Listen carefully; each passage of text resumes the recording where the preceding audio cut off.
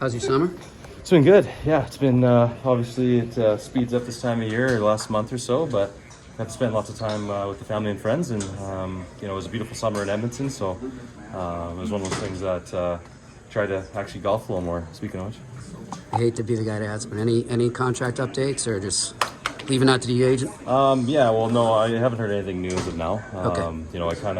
It's been kind of a crazy couple days here with everything when it comes to travel and me losing my bags and stuff. So they found them, so good. Yeah, got two. It was a long day at the airport, so. What airline? I'm not gonna say. Okay.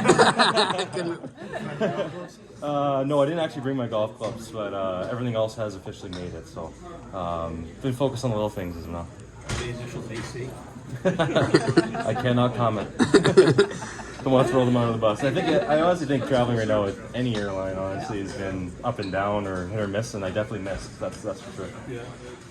Obviously, a huge year for you. What is your mindset going into it? If you don't have a deal, when the puck is dropped in October, is it going to be something that weighs on you? How do you approach it? I'm approaching it just getting ready for game one. I think it's just getting my game, and when it comes to, I guess, contract talks, it's one of those things where, you need two sides to tango, and whenever that happens, that happens. But it's one of those things where it's not necessarily my main focus. Obviously, it's a big year for our team in general, and I know that if I'm, doing my part and having success with production and certain things, that'll help our team. So I think it goes hand in hand, and it's one of those things that I'm just ready to get the season started. I'm excited for it, and just about staying healthy. Having faced uncertainty in the past, does that sort of help you with maybe the future here in terms of how you adjust your focus?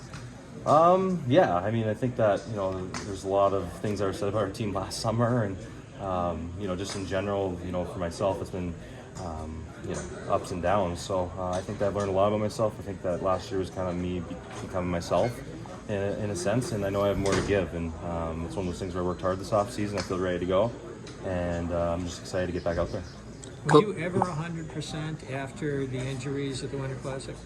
I think so, yeah. I think the medical staff did a great job of kind of giving me the time that I needed. Obviously, we were in a position where we could kind of, take it slow in terms of, when I came back. And you never know how you're going to feel, but I felt pretty good, for the rest of the season, for sure. What do you make of the challenge of not having the crease down the middle anymore? You guys played pretty well within the last 2 years. Yeah, no, it's obviously just in general, losing Bergie obviously hurts. It's one of those things where you can say cliches or anything, but he's a pretty big, he was a pretty big part of our locker room, obviously, this organization. We all know that. And on the flip side of that, I think it's one of those things where there's lots of guys that have opportunities to step into roles that come into leadership and come into things that more so help off the ice than on the ice. But obviously, Ryan Shaka with him for 2 years, I'm going to miss him.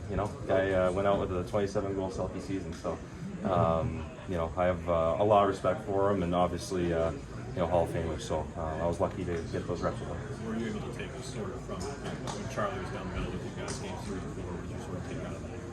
Yeah, I thought he stepped up. I thought it was, I actually haven't thought about the series in a while, but I think that he was solid in those games. I've played with Charlie before as well, with different kind of guys on the left and on the right, so I feel comfortable playing with Charlie. I always have, and I think he's a guy that always has had good starts and always comes to camp ready and prepared. And I think it's one of those things where it's like I said earlier, opportunity for guys to be kind of put in some different roles and build their game. I think that's what every player wants, and that's what your task at hand is. Coach was just telling us about you, saying he liked it last year. He felt you went from being a complimentary player to, like you just said, to being yourself and doing it on your own.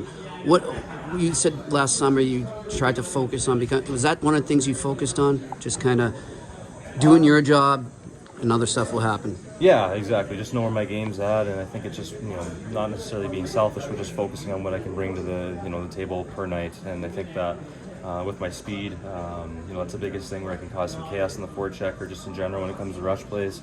I think it's one of those things that that's one thing I'm looking to do more of. I agree with Monty. As the year went on, I thought that there were certain times where I was more confident, more comfortable in doing those things, and the only way you can get better at is if you keep trying, and you're going to fail sometimes, but it's one of those things that when I'm playing well, that's what I just do naturally.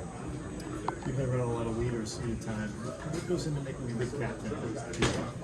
A lot of things. I think that I think it's pretty much the same mold as a Z or a Bergie. I think they're different in certain ways, but someone that can obviously unite a team and someone that can kind of have everyone's back. And I think the biggest thing is leading by example. When it comes to not just on the ice, but off the ice. I think that's the biggest thing. Is kind of the culture here in Boston is always. I mean, ever since I've been here, has been pretty amazing. So I think that's the biggest thing that I noticed when I first came. It felt like I was in the NHL, and it was one of those things that you want to keep growing, especially as things kind of move. Do you feel more comfortable yourself being a leader in the dressing room and speaking up? Or? I think so. Yeah, I think I don't have a problem speaking up, but it's just about what I say, I guess. Maybe not. I think that there's a time and a place for certain things, and obviously you mature as you get older, just in general. And I feel like there's been a lot of things that have happened in my life, and I've been here for 6 years now. It feels like I'm kind of one of the guys that've been here the longest. So, especially when there's new players and stuff, it's the first time I kind of starting to feel a little older when rookie camp was coming around. So. I think that I can bring a lot. I think I can bring energy, and like I was just kind of saying earlier, off ice and different things, just staying consistent in who you are, and I think that there's an opportunity there for sure.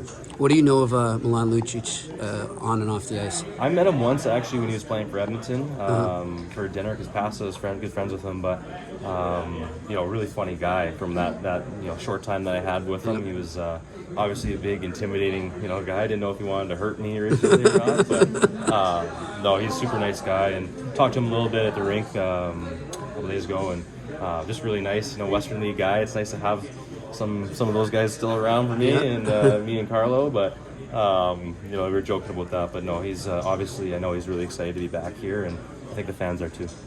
Jake, what did Patrice do to make you a better player on the ice? I think a lot of things. It's kind of hard to nail one down, but probably the biggest thing on the ice that I remember the most was, I don't even really know the word, but just the intensity. I think it was just the intensity of how competitive he really was, and when it came to certain things like draws and the preparation of set plays and different things with him and Marsh were something that I just never seen before. And I think the biggest thing with him is that he always stayed true to himself, and he always was pretty calm, but I think the biggest thing that I learned is just his intensity. I knew it playing with him for a couple of years of playing on the same line as him. If I didn't win a face-off, that was 50-50, I felt it.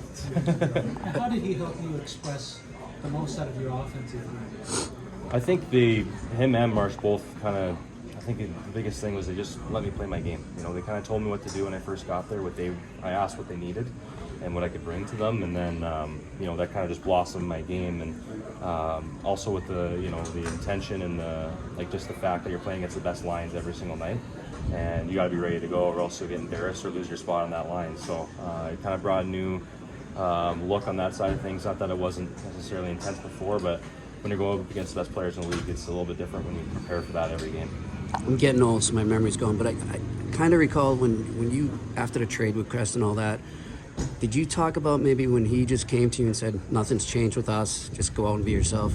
No, I do. I remember it because it kind of happened right Okay. after, and I think that's one thing that really helped me. I think that was one thing that I can't give him enough credit for, is he had my back, and I'm very thankful for that. Obviously, to still be here, I'm grateful, and then later on in the year we ended up playing together. So I just want to do anything I could to help out the team, and it's one of those things that I can't say enough about how good of a guy he was, especially to me. He helped me in more ways than one, that's for sure. Brad's now the longest tenured guy on the team now. What kind of stands out about the way he kind of carries himself on and off the ice? Yeah, I think just his work ethic's probably the biggest thing. I think that obviously, we all see it on the ice. He's a little ball of hate, right? So, he's one of those guys though that outworks people, and he's got the skill to match. And obviously his off ice is the same way. And I think he leads in that category of intensity and kind of the same similar things like Z and Bergie, like we were saying with the culture. So I know that it's obviously probably longest tenure. That's kind of well, I guess it's that time, right? But I think that he is always knows what he needs to do and knows what he needs to do to get ready. I remember I was leaving, I think it was like the first week or second week of after the off season, he was already skating, so he's gonna be ready to go.